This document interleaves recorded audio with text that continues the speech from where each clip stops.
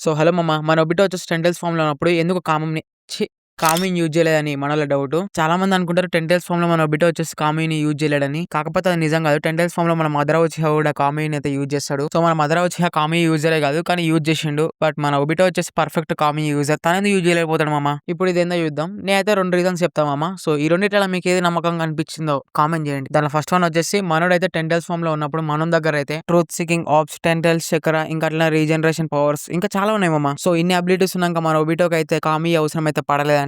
Second one వచ్చేసి ఒబిటో 10 tiles ఫార్మ్‌లో ఉన్నప్పుడు మన దగ్గర అయితే ఆల్మోస్ట్ గాడ్ లెవెల్ పవర్స్ అయితే ఉన్నాయి. సో, ఈ పవర్స్ తోనే మనోడు వచ్చేసి బ్యాటిల్ ఫీల్డ్‌లో రప్రి ఫైట్ చేసిండు. ఇంకా ఈ టైంలో మన దగ్గర కామి ఉంటే మనోడు వచ్చేసి ఇంకా పవర్ఫుల్ అయితాడు. సో, ఒబిటోకి ఇన్ని పవర్స్ ఉంటే మన మదర్ ఉచిహా మెయిన్ విలన్ ఎందుకు అయితాడు మామ? అందుకనే మదర్ అని మెయిన్ విలన్ లాగా ఉంచనీకి ఒబిటోని అయితే కొంచెం తగ్గిచ్చిర్రు. ఇప్పుడు అర్థమైందా? మదర్ ఎందుకు కామిన్ యూజ్ చేసిండు, ఒబిటో ఎందుకు యూజ్ చేయలేదని. సో, ఒబిటో 10 టైల్స్ ఫార్మ్‌లో ఉన్నప్పుడు ఎందుకు కామిన్ యూజ్ చేయలేదో ఒక క్లారిటీ వచ్చిందనుకుంటున్నా. సో, ఇంక అంతే మామ. బాయ్.